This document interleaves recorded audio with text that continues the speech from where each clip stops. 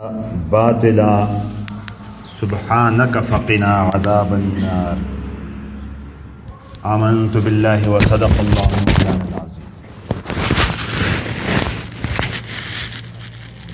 میرے محترم بھائیوں، بزرگوں اور دوستوں،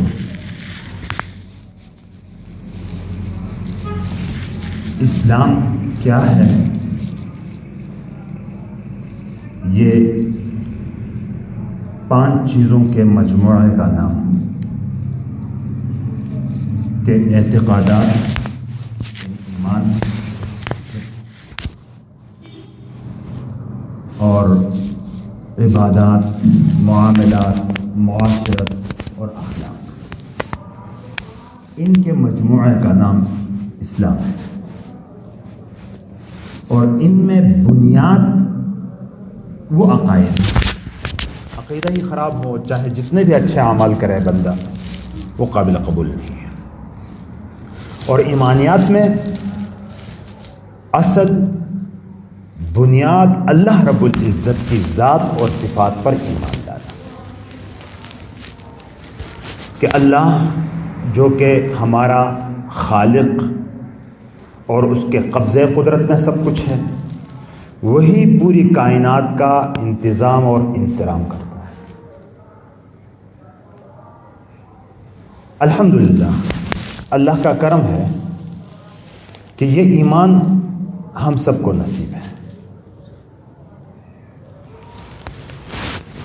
اور ایسا کہ نہ کبھی ٹھوکر کھائی اس ایمان کے لیے، نہ چوٹ کھائی، نہ پیسہ خرچ ہوا، نہ اس کے لیے کوئی دوڑ دھوپ ہوئی ہے۔ اللہ کی ویسے تو نعمتیں بے شمار ہیں، خود اللہ رب العزت قرآن پاک میں فرماتے ہیں وَإِن تَعُدُّوا نِعْمَةَ اللَّهِ لَا تُحْصُوهَا، کہ اللہ کی نعمتوں کو اگر گننا چاہو تو ان کو نہیں گن سکتے۔ ڈوبے ہوئے ہیں ہم نعمتوں میں اللہ۔ سب سے معمولی ہم سمجھتے ہیں یہ سانس لینا نکالنا، یہ کتنی بڑی نعمت ہے اللہ کی۔ جو دم کوتاہی کے مریض ہیں ان سے کوئی پوچھے کہ سانس لینا نکالنا یہ کتنی بڑی نعمت ہے۔ یا آج کل کے زمانے میں جو وبا پھیلی تھی کرونا، سانس لیتا تھا آدمی، نکالنا مشکل ہو جاتا تھا۔ تو اب ان سے پوچھے کوئی آدمی کہ یہ سانس کتنی بڑی نعمت ہے۔ یہ تو ایک سانس جو ہوا کے ذریعے، اور ہزاروں لاکھوں نعمتیں ہمارے بدن کے اندر اور بدن سے باہر کائنات میں ہمارے لیے مہیا ہیں۔ اگر ہم ان نعمتوں کو گننے بیٹھ جائیں تو نہیں گن سکتے، ڈوبے ہوئے ہیں اللہ کی نعمتوں میں۔ لیکن سب سے قیمتی، سب سے اہم اور سب سے بڑی نعمت وہ کیا ہے؟ اللہ کے اوپر ایمان ہے۔ اور یہ نعمت ہمیں مفت میں ملی ہوئی ہے، اس لیے اس کی قدر کی پہچان بھی نہیں ہے۔ تاریخ کے ادوار میں ابتدائی دور میں جائیں، جب حضور نبی اکرم صلی اللہ علیہ وسلم نے اس ایمان کی طرف دعوت دی تو مکہ کے جو گنے چنے مسلمان تھے ان پر کیا بیتی، کیا گزری، کیا ٹھوکریں انہوں نے کھائی، تپتی ہوئی ریتوں پر ان کو گھسیٹا گیا، سینے پر بڑے بڑے پتھر رکھے گئے۔ وہ کون سی تکلیف تھی، وہ کون سی اذیت تھی جو ان کو نہیں پہنچائی گئی، جو ان کو نہیں دی گئی۔ ہر قسم کی بھٹی سے، تکلیفوں کی بھٹی سے وہ گزر گئے۔ یہ صرف اس زمانے تک محدود نہیں، اس کے بعد کا دور وہاں بھی یہی، اور اس کے بعد کا دور، اس کے بعد کا دور، یعنی یہ سلسلہ چلتا رہا۔ آج کل کے زمانے میں دیکھیں، یہ تو اللہ کی بڑی نعمت پاکستان اللہ نے ہمیں دی ہے۔ ایک بڑی نعمت یہ بھی ہے ہمارے لیے کہ یہاں ایمانی ماحول ہے، یہاں ایمان پر بات کی جا سکتی ہے۔ آپ ماضی قریب میں ذرا روس اور ابھی چائنا میں روس کی ان ریاستوں میں، وسطی ایشیا کی جو ریاستیں ہیں، آذربائیجان، ترکمانستان، ازبکستان وغیرہ، وہاں کی حالات، وہاں کی تاریخ پڑھیں گے تو پتہ چلے گا کہ ان لوگوں نے ایمان کیسے بچایا ہے۔ باقاعدہ وہاں کی فوج گھومتی تھی کہ کوئی بندہ نماز تو نہیں پڑھتا، مسجد میں نماز پڑھنا تو بڑی بات تھی، گھر کے اندر کا اگر پتہ چل جائے کہ یہاں کوئی بندہ نماز پڑھتا ہے تو اس کو گرفتار کر کے لے جاتے تھے۔ وہاں کے لوگوں نے اپنے بچوں کے ایمان اور دینی تعلیمات کی حفاظت اس طرح کی کہ گھروں کے اندر تہخانے بنائے اور اس کے نیچے اپنے بچوں کو ایمان اور اعمال سکھاتے تھے۔ یہ تو اللہ کی نعمت پاکستان ہمیں دیا ہے، اللہ نے ایک بہت بڑی نعمت کہ یہاں ہم آزاد اپنی نماز بھی پڑھتے ہیں، دینی اجتماعات بھی ہوتے ہیں اور دین کی باتیں ہوتی ہیں، دین پر عمل کرنے میں کوئی رکاوٹ نہیں، اور ایک ایسے ماحول میں اللہ نے ہمیں ایمان دیا ہے کہ یہ ایک ایسا ماحول ہے پاکستان کا ہمارا کہ آپ ذرا تصور کریں کہ یہاں کفر اختیار کرنا مشکل ہے، ایمان اختیار کرنا مشکل نہیں ہے، اور ان کے زمانے میں کفر اختیار کرنا آسان تھا، ایمان پر عمل کرنا مشکل تھا۔ اور یہاں ہمارے اس دور میں، ہمارے پاکستان میں، ہمارے گھروں میں کیا ہے کہ ماں بھی مومنہ، باپ بھی مومن، ماحول بھی ایمان والوں کا، تو یہاں اگر بندہ کفر اختیار کرنا چاہے خدا نخواستہ تو وہ مشکل ہے۔ تو میرے محترم بھائی اور بزرگوں، دوستو، اللہ رب العزت کی نعمتوں میں سب سے بڑی نعمت ایمان کی ہے، اور وہ نعمت ہمیں اللہ نے بڑی سہولت، بڑی آسانی کے ساتھ ہمیں ہمارے گھروں کے اندر ماں کی گود میں پہنچائی۔ تو ایمان کیا ہے کہ اللہ کی ذات پر ایمان لانا، اللہ کی ذات پر ایمان لانا، آمنت باللہ کما هو باسمائہ و صفاتہ، کہ جیسا کہ اللہ اپنے اسماء اور صفات کے ساتھ ہے، اس پر ایمان لانا، اور اس بات پر ایمان لانا کہ کائنات کا خالق وہی ہے اور کائنات اسی کے قبضے میں ہے، وہی مالک ہے اس کا، اور وہی اس کا انتظام کرتا ہے، رازق بھی وہی ہے۔ ان تمام چیزوں کو دیکھنے کے بعد ایک بندہ جو عقل سے سوچتا ہے، یتفکرون فی خلق السماوات والارض، آسمان اور زمین کی اس تخلیق میں غور و فکر کرتا ہے، تو پھر اس نتیجے پر پہنچتا ہے، اس نتیجے تک پہنچتا ہے کہ ربنا ما خلقت ھذا باطلا، کہ ہمارے پروردگار یہ آپ نے بیکار پیدا نہیں کیا ہے، عبث پیدا نہیں کیا ہے، یہ نہیں کہ ایسے ہی جیسے کہتے ہیں کہ دھماکے سے پیدا ہوا، یہ تو نے اس کو عبث پیدا نہیں، ما خلقت ھذا باطلا۔ یہ اللہ پر ایمان اس بات کو متقاضی ہے کہ آخرت پر بھی ایمان ہو، یہ آخرت تک پہنچ جاتا ہے، کیونکہ اللہ رب العزت جو کہ خالق ہے ظالم نہیں ہے، اور یہاں اس کائنات میں رہنے والے انسان، ان میں ان کے ساتھ زیادتی بھی ہوتی ہے، ظلم بھی ہوتا ہے، اور طرح طرح کی اذیتیں بھی ان کو پہنچتی ہیں، تو یقیناً اس اللہ کے انصاف سے یہ بات بعید ہے کہ ظالم کو اس کے ظلم کا بدلہ نہ ملے اور مظلوم کو اس کی مظلومیت کا بدلہ نہ ملے، اور وہ ہم اس دنیا میں دیکھتے ہیں کہ نہیں ہوتا، دنیا میں اس کا بدلہ نہیں ملتا، ظالم ظلم کر کے دداتا پھرتا ہے، مظلوم ظلم کی چکی میں پیس رہا ہے، مر جاتا ہے۔ یہاں ایک بدمعاش جس نے 20 سال تک ظلم اور بربریت کی، اگر ایک دفعہ قتل بھی کر دیا جائے تو ایک قتل سے تو بدلہ نہیں ہوتا، وہ تو ایک دفعہ چند لمحوں میں جان چلی گئی بس۔ اتنے لوگوں کو اذیت میں اس نے مبتلا کیا، تکلیفوں میں مبتلا کیا، اس کا بدلہ کون دے گا؟ تو وہ رب کہ جو کائنات کا خالق ہے، جو اس کے انتظام کو سالہ سال سے، ہزاروں سال سے چلایا آ رہا ہے، تو اس رب کے انصاف سے یہ بات بعید ہے کہ اس ظالم کو ظلم کا بدلہ نہ ملے، مظلوم کو مظلومیت کا بدلہ ملے۔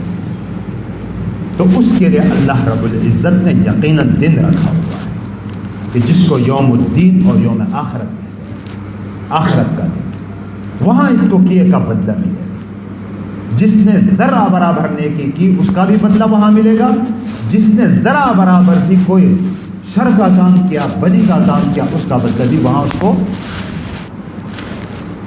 تو اللہ کی ذات پر ایمان ہو تو نتیجتاً وہ بندہ پھر کہتا ہے کہ ما خلقت ھذا باطلا، اے اللہ یہ باطل سے آپ نے پیدا نہیں کیا، بیکار پیدا نہیں کیا، سبحانک تیری ذات تو ان بیکار کاموں سے پاک ہے، تو کیسے بیکار کام کر سکتا ہے؟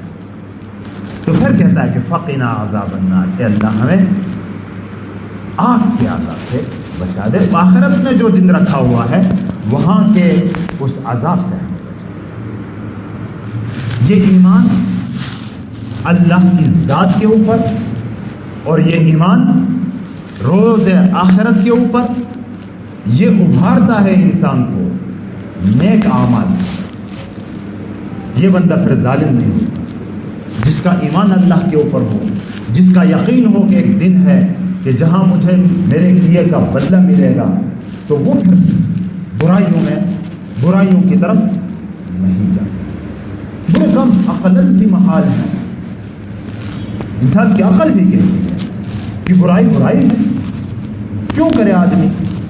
اور جب کرتا بھی ہے تو اس کو اللہ کا خوف ہوتا ہے کہ اللہ مجھے دیکھ رہا ہے، اور پھر وہ اللہ میرے اعمال کو لکھ بھی رہا ہے، اور پھر وہ اعمال کا بدلہ مل بھی جائے گا مجھے۔ جب اس قسم کا ایمان، اس قسم کا یقین جس کسی کا ہوگا، وہ کبھی بھی اللہ کی نافرمانی نہیں کرے۔ لیکن اس راستے میں، ایمان اور اعمال کے اس راستے میں دو بڑے دشمن بیٹھے ہوئے، اور ان دو بڑے دشمنوں کا ذکر جا بجا قرآن پاک میں اللہ رب العزت نے بتا دیا، نبی پاک صلی اللہ علیہ وسلم نے اپنی تعلیمات اور اپنی ارشادات میں ہمیں بتا دیا کہ یہ بڑے دشمن آپ کے راستے میں ہیں۔ سب سے پہلا دشمن کیا ہے؟ لیکن عقلاً آدمی کیوں بدی کرے، کیوں گناہ کرے، کیوں برائیوں میں مبتلا ہو؟ عقل تو یہی مانتی ہے، لیکن اس راستے میں پڑے دشمن پھر برائیوں کی طرف پھینک ہو جائے۔ سب سے بڑا دشمن کیا ہے؟ انسان کا نفس۔ انسان کا نفس، اور شیطان بھی کہتے ہیں کہ نفس کی وجہ سے ہی برباد ہوا، جو ملعون ہوا، راندہ درگاہ ہوا، اللہ کی رحمتوں سے دور چلا گیا، تو اس نفس کی وجہ سے چلا گیا۔ تو سب سے بڑا دشمن انسان کا یہ نفس ہے، جس کو ہم کہتے ہیں نا طبیعت نہیں مانتی، طبیعت یہ کہتی ہے، دل میں ایک خیال سا پیدا ہوتا ہے کسی برائی کا، خاطرہ کہتے ہیں اس کو، کہ ایک خیال سا پیدا ہوتا ہے، پھر یہی خیال پکتے پکتے، یہ خیال کا پیدا ہونا گناہ ہے۔ یہ تو ایک اللہ رب العزت نے پیدا ہی ہم اس طرح کیا ہے کہ دونوں طرف کی صلاحیتیں رکھی ہوئی ہیں ہمارے اندر، برائی کی صلاحیت بھی ہمارے اندر ہے، اچھائی کی صلاحیت بھی۔ تو کسی بری چیز کا ذرا ہلکا سا خیال آنا، اب یہ گناہگار نہیں، لیکن اس خیال کو پکانا یہ لے جاتا ہے اس کو گناہ۔ ایک برائی کا خیال آیا، سمجھ گیا کہ یہ نفس کا دھوکہ ہے، استغفار پڑھی، ختم، بات ہی ختم۔ لیکن یہ خیال کے پیچھے چلا گیا، تو یہ خیال ہوتے ہوتے خیال خاطرہ سے کیا بن گیا؟ ارادہ اور نیت بن گئی۔ اب نیت بھی کرنے لگتا ہے اس برائی کا۔ جب اس برائی کی نیت کرتا ہے تو نیت پہ استغفار کرے تو اب بھی گناہ میں مبتلا نہیں ہوا ہے، لیکن یہ استغفار کرنے کے بجائے پھر کیا ہوتا ہے کہ یہ عزم کی طرف چلا جاتا ہے کہ پکا ارادہ کر لیتا ہے اس برائی کا، اب گناہوں میں، اب گناہ کے دہلیز میں پہنچ گیا ہے، اور یہ عزم و ارادہ اس کو گناہ تک پہنچا دے گا. آتا ہے نا ان النفس لامارۃ بالسوء، کہ نفس تو برائی کی طرف کھینچ کے لے جانے والی چیز ہے، اور یہ موٹیویٹ کرتا ہے انسان کو گناہ کی. آگے انسان کا اس نفس کی ایک قسم بتائی گئی ہے، لوامہ جس کو کہا جاتا ہے. ہم اس کو عام نفسیات کے اس میں ایگو جس کو کہتے ہیں، ضمیر انسان کا، کہ وہ ملامت بھی کرتا ہے کہ بھائی یہ بری بات ہے. ہر ایک کے اندر ایک ضمیر ہوتا ہے، وہ اس کو جھنجھوڑتا ہے کہ جس کام کی طرف تم جا رہے ہو یہ نفس لوامہ ہے، لیکن اس کو دباتا ہے اور پھر اس نفس امارہ کے پیچھے نکلتا. اسی کی اصلاح کے لیے انبیاء علیہ الصلوۃ والسلام کی جو بعثت ہوئی ہے، ہمارے نبی پاک صلی اللہ علیہ وسلم، حضور نبی اکرم صلی اللہ علیہ وسلم کی جو بعثت ہوئی ہے، ان کے مقاصد جو بیان کیے ہیں، ان مقاصد میں ایک مقصد یہ بھی بیان کیا ہے کہ وَيُزَكِّيهِمْ، کہ ان انسانوں کا تزکیہ کرے. تزکیہ کا مطلب کیا ہے؟ کہ جو نفس ان کا برائیوں کا خوگر ہو گیا ہے، گناہوں کی طرف لپک رہا ہے، جا رہا ہے، تو اس کی ایسی تربیت ہو کہ یہ گناہوں کو تو چھوڑ دے، نیکیوں کی طرف جائے. اور اسی کو پھر یہ انسان جب، اور یہ محنت، اس کے لیے محنت کرنی پڑتی، یہ بغیر محنت کے نہیں، اس کے لیے محنت کرنی پڑتی. ورنہ پھر آدمی کیا کروں یار، طبیعت ایسی ہو گئی تھی، کیا اب کیا ماحول ایسا بنا ہوا تھا، سبھی کر رہے تھے تو میں کیا کروں، پھر چلا جاتا ہے، ڈل ڈل ڈل پھنس جاتا ہے. اور یہ جو نفس ہے، جس کا تزکیہ ہوا ہے، جو صاف ہو چکا ہے، اس کو قرآن نے بتا دیا نفس مطمئنہ، یا ایتھا النفس المطمئنہ. اس کو مخاطب کر کے کہا جا رہا ہے کہ اے مطمئن نفس، یا ایتھا النفس المطمئنہ ارجعی الی ربک راضیۃ مرضیہ فادخلی فی عبادی وادخلی جنتی. کہ لوٹ اللہ کی طرف کہ وہ تجھ سے راضی ہے، تو اس سے راضی، اور جنت میں میرے بندوں کے ساتھ. تو انبیاء علیہ الصلوۃ والسلام کی بعثت کے مقاصد میں یہ تھا کہ اس نفس کے اوپر محنت کرے آدمی، اور یہ نفس اس کو اللہ کی رضا کے کاموں کی طرف لے جانے والا ہے. جب محنت ہوتی ہے، جب محنت نہیں ہوتی، معمولی سا داعیہ گناہ کا آ جاتا ہے، مبتلا ہو جاتا ہے. اور جب محنت اس نفس کے اوپر نہیں ہوتی، جب ہو جاتی ہے محنت، تو پھر اس کو برائی کرتے ہوئے اس کو گھن محسوس ہوتی ہے، تکلیف محسوس ہوتی ہے، اچھائیوں کی طرف دوڑا ہوا چلا جاتا ہے. یہ ہے اس کی نشانی کہ یہ نفس امارہ کا بندہ ہے، یا اس نے اپنا نفس مطمئنہ بنایا ہے. اس کی علامت اور نشانی ہی یہی ہے کہ جہاں گناہ کے کام ہوتے ہوں تو اس گناہ کی طرف لپکتا ہوا چلا جاتا ہے. تو اس کا مطلب یہ ہے کہ یہ بندہ نفس کا غلام بنا ہوا ہے. اور جہاں گناہوں کی طرف اس کا دل نہیں چاہتا، جہاں نیک کام ہو رہے ہوں اس کی طرف اس کی طبیعت راغب ہوتی ہے.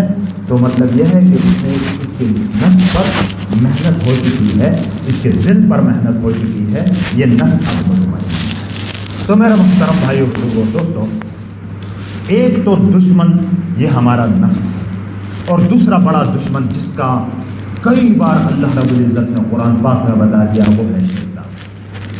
اور شیطان ہاتھ سے پکڑ کے کہیں برائیوں کی طرف نہیں لے جاتا، اس کا ہلکا سا کام ہوتا ہے، وہ اس نفس کو تھوڑا سا وسوسہ ڈالتا ہے.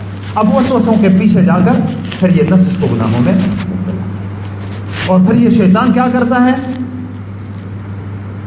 وَزَيَّنَ لَهُمُ الشَّيْطَانُ أَعْمَالَهُمْ، برائیاں یہ کرتا ہے بندہ اور وہ اس کو دلیلیں دیتا ہے. یہ تو اس لیے کیا تھا کہ ضرورت تھی. کوئی برائی مبتلا کر کے نا، جو آدمی برائی کرتا ہے تو شیطان اس کو مطمئن کرتا ہے کہ بھائی کیا کریں، مجبوری، کیا کریں، سارے لوگ ہی کرتے ہیں، سبھی کرتے ہیں. یہ شیطان کی طرف سے بات ہے کہ پوری آپ کا معاشرے رواج ہی ایسا ہے، کیا کریں، معاشرہ ہی ایسا چل پڑا ہے۔ ابے معاشرہ برائی کی طرف چلے، رواج برائیوں کی طرف چلے، لوگ برائیوں کی طرف چلے، لوگ پلیتی کھانے لگیں، تو کیا میں بھی ایسا کروں؟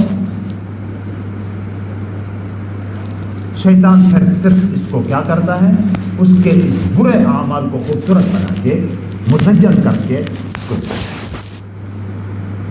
تو میرا محترم بھائیو، بزرگوں، دوستو، لمبا موضوع ہے یہ کہ شیطان کیسے راندہ درگاہوں میں، اور پھر کیا سبق ہمیں قرآن پاک میں اللہ رب العزت نے سکھایا ہے۔ اس میں کسی موقع پر انشاءاللہ تعالی اس پر بات ہوگی۔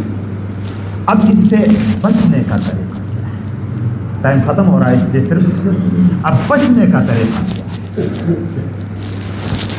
اب بچنے کا طریقہ بھی قرآن ہی نے ہمارے نبی نے ہمیں سکھایا کہ یہ بندہ انسان جو پیدا ہوا ہے یہ فرشتہ نہیں، فرشتے کے اندر اللہ رب العزت نے برائی کی صلاحیت رکھی، وہ گناہ کر ہی نہیں سکتا، جو ڈیوٹی اس کے ذمہ ہے بس وہی ڈیوٹی کرتا ہے، وہ تو گناہ کر ہی نہیں سکتا، اس لیے نہیں کرتا۔ لیکن یہ بندہ بشر انسان، اس کے اندر دونوں طاقتیں رکھی ہوئی ہیں، برائی کی بھی اور اچھائی۔ اب برائی کی طرف خیال نہ آنا یہ کوئی کمال نہیں، کمال تو یہ ہے کہ آپ کی طاقت بھی ہو برا کام کرنے کی، آپ کے اندر صلاحیت بھی ہو برا کام کرنے کی، آپ کے لیے ماحول بھی ہو برا کام کرنے کی، موقع بھی ہو برا کام کرنے کا، اور اس وقت آپ اپنے آپ کو بچائیں تو یہ درجہ پاتا ہے اللہ۔ اس کے اندر صلاحیت، بھائی اندھا آدمی بد نظری نہیں کرتا ہے تو کون سا کمال ہے، وہ بد نظری کر ہی نہیں سکتا۔ بہرا آدمی کوئی برائی سنتا ہی نہیں ہے تو کون سا کمال کی بات ہوگی، وہ تو برائی سن ہی نہیں سکتا۔ ہاں جی، جس کے اندر برائی کی استعداد نہیں ہے تو وہ نہیں کرتا ہے، تو وہ تو مجبور ہے نہیں کر سکتا۔ کمال تو یہ ہے کہ بندے کے اندر طاقت بھی ہو، ماحول بھی ہو، موقع بھی ہو، اور پھر اپنے آپ کو اللہ مجھے دیکھ رہا ہے کہہ کر بچائے، تو یہ بندہ اللہ کے ہاتھ درجے پاتا، یہ صابر ہے، یہ مجاہدہ کرنے والا بندہ ہے، اور اس کے لیے پھر اللہ رب العزت دروازے کھولتے ہیں، والذین جاہدوا فینا لنہدینہم، جو میرے لیے مجاہدے کرتا ہے تو راستے میں اس کے لیے کھول دیتا ہوں۔ حضرت یوسف علیہ السلام کا واقعہ کوئی کہانی نہیں ہے، بچپن میں تو ہمیں کہانیاں سنائی جاتی تھی، وہ کوئی قصہ کہانی نہیں، یہ تو سبق آموز واقعات ہیں جو اللہ ہمیں بیان کرتا ہے کہ جب عزیز مصر نے کمرے میں بند کر دیا، تالے لگا دیے، لگا کے گناہ کی دعوت دی، قرآن پاک میں آتا ہے کہ ہے تلک، اب آؤ گناہ کی طرف، ہے تلک، آؤ گناہ کی طرف دعوت دی جا رہی ہے۔ اب دیکھیں موقع بھی ہے، ماحول بھی ہے، طاقت بھی ہے، اور طاقت کا کیسے؟ اللہ رب العزت کیا فرماتے ہیں؟ وَلَقَدْ هَمَّتْ بِهِ وَهَمَّ بِهَا، دل میں خیال یوسف کے لیے آ گیا، دل میں خیال زلیخا کے لیے آ گیا، سارا کچھ موجود ہے، حسن و جمال ہے، شباب ہے، سب کچھ موجود ہے۔ اس وقت کیا کیا یوسف علیہ السلام نے؟ وہ قرآن نے ذکر کیا ہے، بتا دیا، بچنے کا طریقہ بتا دیا۔ معاذ اللہ، میں اللہ کی پناہ چاہتا ہوں۔ پناہ تو اس وقت چاہتا ہے آدمی جب دشمن حملہ آور ہو، آپ کو قابو میں کرنا چاہے، آپ کسی کے گھر میں چلے جاتے ہیں، کسی کے پاس چلے جاتے ہیں کہ مجھے پناہ دے دے، ویسے تو پناہ نہیں مانگتا ہے نا آدمی۔ اب یہ دشمن کے قابو میں آ چکا ہے تو کہتے ہیں اللہ میں تیری پناہ چاہتا ہوں۔ تو سب سے پہلا کام کیا کرنا ہے ایسے موقع پر؟ اللہ سے اللہ کی پناہ مانگیں کہ اللہ اپنے پناہ دے، دعا ہے، سب سے پہلے دعا ہے۔ اور دوسرا کام کیا ہے؟ انہ ربی احسن مثوائی، اس کی ایک اور تفسیر بھی ہے، لیکن یہاں اللہ مراد ہے کہ اللہ ہے جس کے نعمتوں میں پل رہا ہوں، میں اس کی نافرمانی کیسے کروں؟ اللہ کی نعمتوں کا استحصال ہے۔ اور پھر اگلا کام کیا کیا یوسف نے؟ دیکھا کہ دروازے بند ہیں، لیکن میرے بس میں دروازے تک بھاگنا ہے، یہ میرا کام ہے، باقی اللہ کا کام ہے۔ وہ بھاگ نکلا دروازے کی طرف، اللہ نے دروازے کھولے۔ اور یہ اصول ضابطہ ہے کہ جو بندہ اللہ کی طرف رجوع کرے، اللہ کے احسانات کو یاد کرے، گناہ کا ماحول ہو، گناہ کی طاقت ہو، وہاں سے بھاگ نکلے، اللہ راستے کھول دیتا ہے، اللہ اس کے لیے پھر راستے کھول دیتا ہے، اس کو ضائع نہیں کرتا۔ تو میرا محترم بھائی اور بزرگوں، دوستوں، ایمان باللہ اور ایمان بالآخرہ کا تقاضا یہ ہے کہ آدمی برائیوں سے بچے، اس کے سامنے دشمن ہمارے نفس اور شیطان ہے، ان کی مکاریوں سے بچنے کا یہی طریقہ ہے کہ ہم اللہ کی طرف رجوع کریں، اللہ کے احسانوں کو یاد کریں، اور پھر اپنی فکر کریں، جتنی طاقت اللہ نے دی ہے اس طاقت کے مطابق وہاں سے بچنے کی کوشش کریں گے تو